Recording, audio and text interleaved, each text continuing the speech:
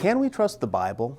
Well, when asking Christian audiences, the typical response is absolutely we can. And when I hear this, I think, well, so far so good. But the second question is where it gets a bit harder, because I ask the question, why?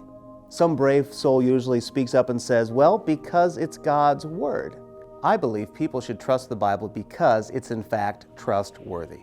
To determine the trustworthiness of a document, someone should consider the biographical evidence. This is a key component to understand the reliability of a document itself. To determine the reliability of the biographical integrity is by asking 3 questions that all scholars must ask of any ancient piece of literature. The first question is, how many manuscript copies do we have? Second, how old are the copies? And third, what is the rate of distortion, or we would say variance, in the copies? So how many manuscripts have been found? There are over 5,800 original Greek manuscript copies. There are over 18,000 New Testament manuscripts in Syriac, Armenian, Latin, and other languages. This means that there are over 24,000 combined manuscripts. That is unheard of. Homer's Iliad did the best with a 400-year gap between the original writing and the first copy. What are the dates of the manuscripts? You see, when the gap of time increases between the original manuscript and the copies, the chance for variance or change occurs. These variances can be an addition, subtraction, misspelled words, etc. It is believed that the 27 books of the New Testament were written over a 50-year period starting in around 47 AD. Dr. Young Q, a manuscript scholar, he believes that it should be dated to the 1st century AD.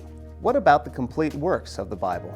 Well, the Bodmer and Chester Beatty papyri are dated from around 150 AD. You see, these are complete copies of the Gospels. This, of course, includes Christ's death, burial, and resurrection.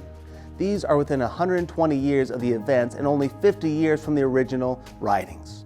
This means this was from within 20 years after Paul would have died. Well, how accurate are the copies? Well, Dr. Bruce Metzger, a longtime Princeton professor and scholar, he studied 3 ancient religious works: Homer's Iliad, the Hindu Mahabharata, and the New Testament. Here is what he found.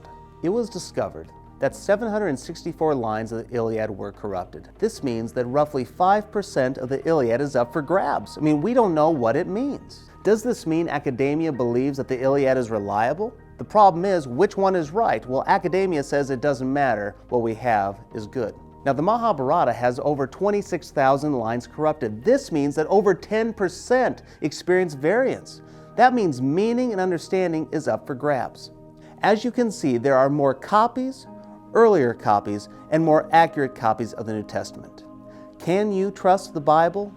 Without a doubt.